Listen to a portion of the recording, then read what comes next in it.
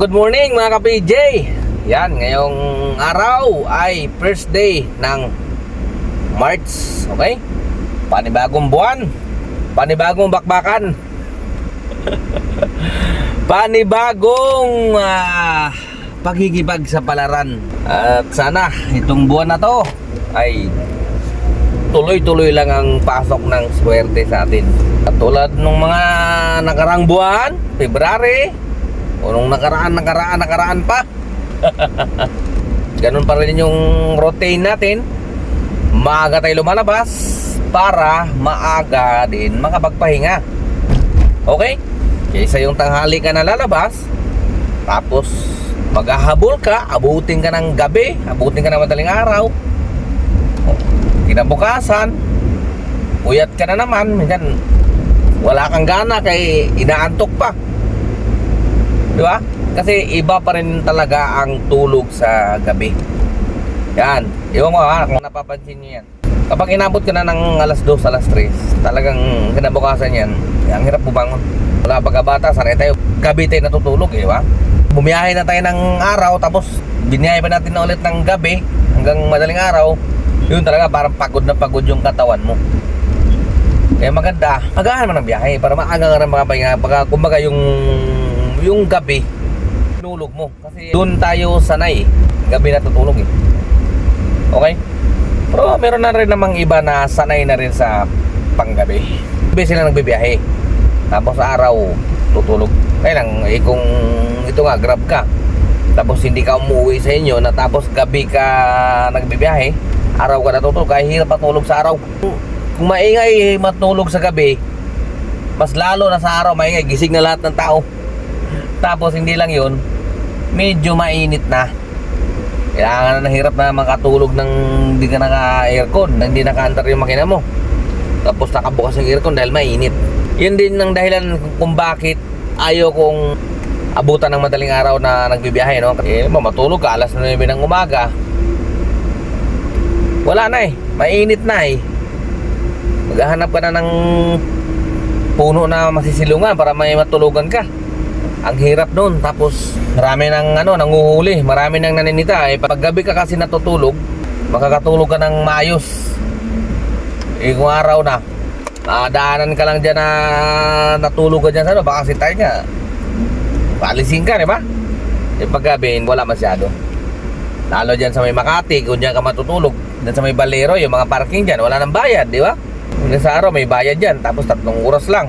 Tingnan mo dyan sa may Makati, sa may mga Balero, sa may Salcedo yan, dami natutulog dyan mga Grab. Doon sa may Pasig, sa may St. Paul, maraming natutulog doon ng mga Grab driver.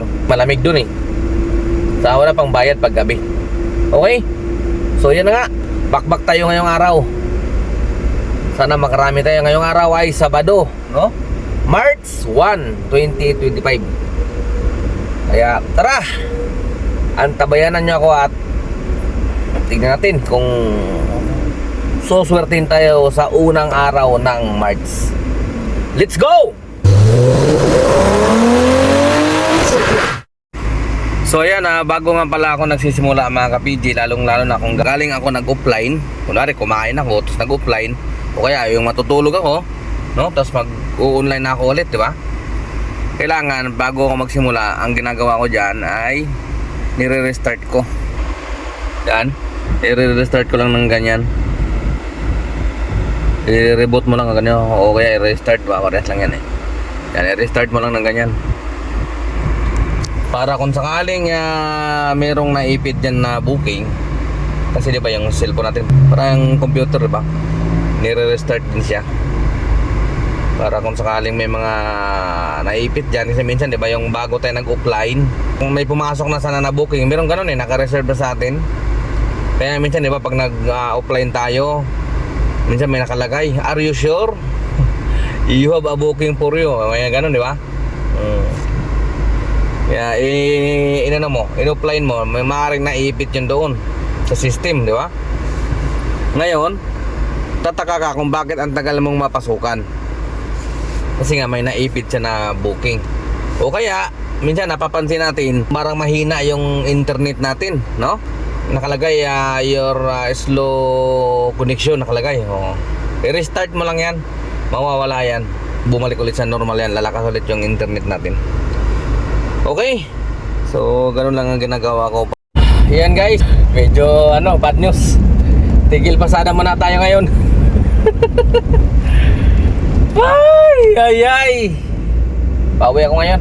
Medyo maingay yung aking radiator fan motor. Baka palitin na. Papacheck ko muna. Ay nako, abala na naman. Yan, pauwi tayo ngayon sa Valenzuela. Tigil tayo, alas 10, tigil pasada. Ganda na sana ng biyahe natin eh. Kaso wala eh, ganoon talaga. Pag tinamad na naman tayo mamaya, malamang tulugan para makabawi. Tapos balik ulit mamaya ng alas 12 ng gabi. Kasi sanay tayo bumiyahe ng alas 12 ng gabi. Baka ganoon na naman gagawin natin ngayon. Mainit na eh. Tapos traffic na yun mamaya eh. Naitulugan ko na lang. Higupan ko na lang ng 2 boteng Red Horse. Tapos tulog. Tapos 12 ng gabi magigising. Kondisyon na kondisyon. Back na naman. Bayan. Okay na yan para makapagpahinga. So yan guys, akyat tayo, nasa Harbor Link tayo. Grabe naman na tataas ulit yung toll fee dito. 190 na mula doon sa C3. Mula doon sa sa ano ba tawag doon? Road 10. Grabe naman yung mga toll fee dito, pataas ng pataas. Yan guys, yung ating earnings 2,300 na sana. 11 na bookings. Kaso wala eh. Kailangan na magpagawa. Pero grabe yung toll fee natin tuloy-tuloy yung pagtaas Nakita ko doon nakapaskil 109 dating 74, 190 na. Grabe laki ng tiraas. Tumaas din siguro yung gasolina dito sa mga toll gate na to. Tuloy-tuloy yung pagtaas eh. Woo! Kawawa ang mahihirap. Kawawa tayo yung mga mahihirap. Buti sila, mahiyaman sila. Oh, bear!